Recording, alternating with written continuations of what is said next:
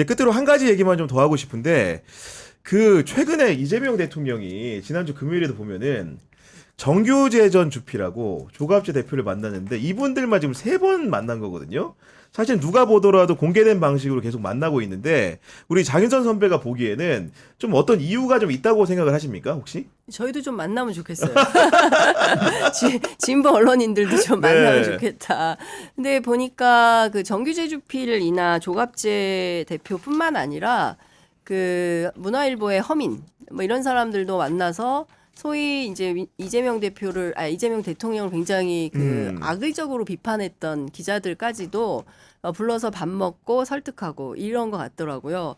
그러니까 종합하면 이재명 대통령은 이 반대 진영에 있는 사람들을 설득하는데 상당히 공을 많이 들인다. 그러니까 이게 진영을 넘어서 본인이 추구하고자 하는 정치의 길과 그리고 이것이 보수와 그렇게 다르지 않다. 공화주의의 입장인 거다. 그러니까 이 보수로 확장하고 있지 않습니까? 노선을.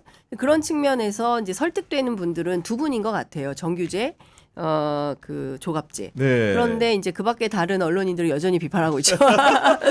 근데 이제 최근에 이제 비판의 수위가 많이 누그러진 것은 사실인 것 같아요. 그러니까 조중동도 조선일보 정도와 이제 약간 무슨 그 토라진 듯한 그런 이제 논평이나 사설을 통해서 좀 비판을 하고 있지만 뭐 동아나 중앙마저도 국민의힘을 오히려 질타하는 그런 기사나 논평을 많이 쓰고 있거든요.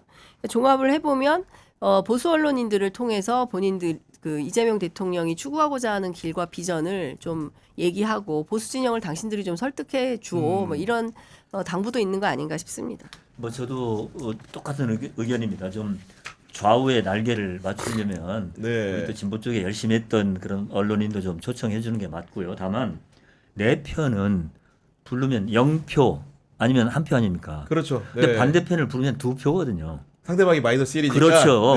그러니까 이제 그런 것을 생각하시는 것 같고 또 본인이 그렇게 주창했던 민주당은 보수주의 정당이다.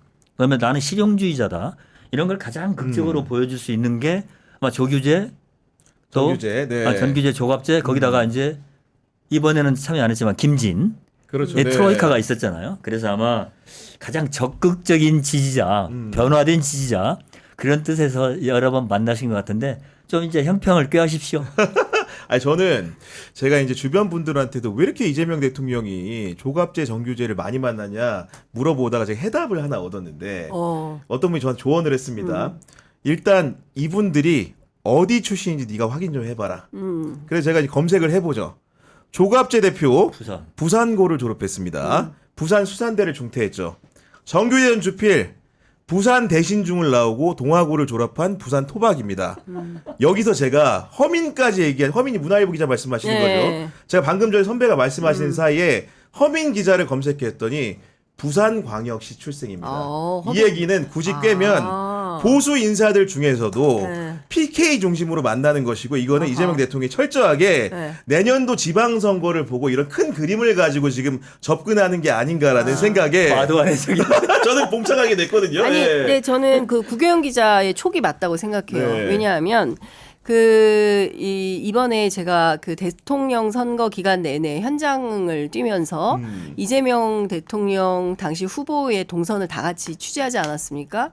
그 영남 지역에 상당히 공을 많이 들였어요. 그러니까 지금 대한민국이 그 미래로 발전하기 위해서는 진보냐 보수냐 이게 중요한 게 아니라 통합적인 가치관을 가져야 된다라는 거니까 무조건 그러니까 anything but 문재인처럼 무조건 이재명은 안 돼. 이제 이런 게 그 사실은 이제 분열과 갈라치기로 그거는 우리가 막 너무 많이 얘기해서 더 이상 얘기할 것도 없지만 조선일보를 필두로 한 이제 언론에 이제 있고 그다음에 이제 국민의힘을 필두로 한 저는 보수도 아니라고 생각하는데 뭐 그 누굽니까 저기 그 서울교육감 했던 조희연 선생님, 조희연 선생님은 그거를 뭐 기득권적 보수 이렇게 규정하기도 하는데 이 다 떠나서 끊임없는 갈라치기를 넘어서야 대한민국의 새로운 비전이 생길 수 있는데 거기에 핵심이 저는 PK라고 보는 것 같고 그래도 경남은 괜찮아요. 근데 부산은 아직 얼어 있거든요. 그러니까 부산을 흔들어서 과거에 이제 그 YS의 민주보수를 어떤 그런 DNA를 깨워야 된다. 그래서 부산만 조금 그 제대로 서면 이것은 대한민국 전체를 놓고 해볼 만한 싸움이 된다라고 판단하는 것 같아요. 그 이재명 대통령이 대전에서 그 민심 투어 하면서 뭐죠? 경청 투어인가? 그걸 네. 하면서 무슨 얘기를 했냐면 우리가 잘못하면 내년에 심판받겠죠. 이런 말을 해요. 그러니까 이 사람은 벌써 머릿속에 내년 들어와 지방선거가 있죠. 어떻게 될 것인가. 그러니까 이번 당대표 선거에 관심이 있겠어요, 없겠어요? 엄청난 관심이 있는 거죠.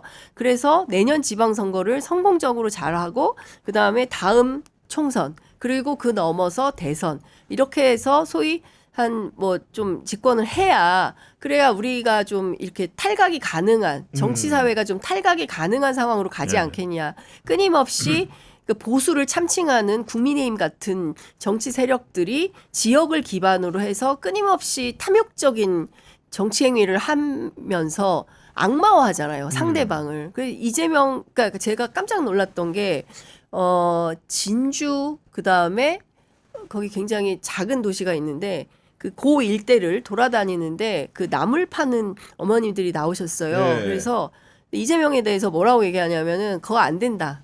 거짓말쟁이라 이렇게 얘기를 하시는 거예요. 그러면서 윤석열 대통령은 잘생겼고 훌륭한 사람이고 안타깝고 눈물이 쏟아지고 막 이런 거예요. 그래서 어디서 그런 얘기를 들으십니까? 혹시 카톡방 같은 거 보세요. 했더니 카톡방이 뭐냐 이렇게 물어보세요. 하루 종일 종편을 보는 거예요. 텔레비전 틀어놓고. 네. 그러니까 저는 언론 개혁이 굉장히 중요하다라는 것을 그 지역에 가서 다시 한번 느꼈는데 이재명 대통령은 안 느꼈겠습니까? 그렇죠. 그 지역 사람들이 네. 다 만났는데 그러니까 제가 보기에는 TK도 중요하지만 자기 고향이어서 왜 재명이는 왜 안 되냐, 재명이가 남이가 막 이런 걸 캠페인 캐치플레이즈로 썼지 않습니까? 그러니까 이 사람은 영남 개혁이 굉장히 중요하다라고 중요하고, 네. 생각을 하고 그런 차원에서 적극적으로 활동을 한다. 저는 사실 이렇게 생각합니다. 이제 부산에 화력을 좀 집중하는 것은 저는 이해가 가요. 왜냐하면 이번 이번 대선에서도 부산은 41%를 받았거든요. 경남이 39. 근데 작년 총선을 생각해 보면 전재수 의회 전멸했지만 굉장히 득표율이 높았어요. 맞아요. 48 이렇게. 맞아요. 예. 그렇기 때문에 부산은 희망이 있다. 그리고 오거돈이라는 시장이 있었다. 배출했었죠. 예, 이러기 때문에 부산에 이제 다음 희망을 갖는 건 저는 충분히 가능하다고 보고 반면에 TK는 알다시피 이번에 자신의 고향인데도 이재명 후보가 TK에서 합쳐서 22, 3%. 근데 이건 정말로 시청자들이 이 부분을 잘 모르시는데요. TK와 서울 강남 서초는 대한민국이 아닙니다. 왜 이렇게 극단적으로 말씀을 드리냐면 김대중 대통령이 당선됐던 1997년 15대 대통령 선거 때 네. 제가 물어봐요. 김대중 대통령이 대구 경북에서 몇 %쯤 받았을까요? 얼추 사람들이 그래요. 한 25%, 20%? 놀랄만 합니다. 대구 12, 아, 그랬어요? 예. 경북 13. 야, 이렇게 진짜, 비참하게 예. 받고도 당선될 수 있었던 것은 뭐 김종필, 박태준 다 이렇게 빌려와서 된 거죠. 네. 이번에 김문수가 41.5%를 받았는데 굉장히 득표가 왜곡되어 있는 겁니다. 왜냐? 서울부터 경기, 충청, 전라도 다 석권했잖아요. 영남하고 강원도만 졌거든요. 특히 TK, BK에서 너무나 크게 지는데 여기에 인구가 워낙 많아요. 그렇죠. 네. 그러다 보니까 TK, BK 득표만 가지고도 김문수의 득표는 엄청나게 비율이 올라가는 거예요. 근데 실제로 이재명과 김문수의 어떤 실질적인 경쟁력에 의한 득표는 TK 다 빼고 해야 됩니다. 어떤 면에서는. 강남 서초 TK, BK가 TK가 어떻게 대한민국을 네. 대표합니까? 아니 탄핵에 반대하고 계엄을 옹호하고 또 그 선거 부정에 적극 지지하는 이런 사람들의 표가 지금 TK에서 80% 나왔단 말이에요. 이게 어떻게 제대로 된 득표예요? 그래서 저는 우리 주변에 있는 사람들한테 제 페북에서도 계속 썼는데 김문수의 41.5%는 아주 왜곡된 득표율이다. 걱정 마라. 여러분 걱정 마십시오. 이게 진실한 국힘의 득표율이 아닙니다. 저는 그렇게 주장합니다. 저희가 이제 사전에 설문조사 하나 진행했는데 네. 당선 후보자의 적격 여부를 묻는 질문이었고, 그러니까 이지선답니다.